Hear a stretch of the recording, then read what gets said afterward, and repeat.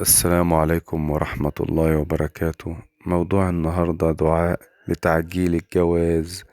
بس قبل ما نقول الدعاء هنستغفر ربنا بأي صيغة تحبها. مثلا استغفر الله العظيم بنية ربنا يغفر ليك ذنوبك اللي عطلت رزقك وتعجيل الزواج بإذن الله.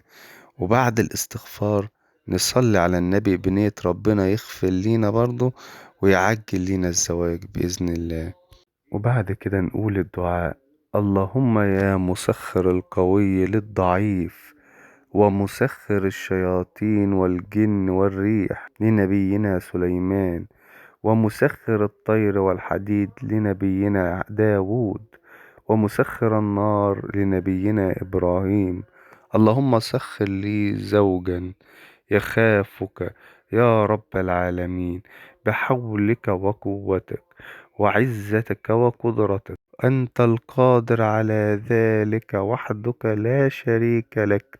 اللهم يا حنان يا منان يا ذا الجلال والإكرام، يا بديع السماوات والأرض، يا حي يا قيوم.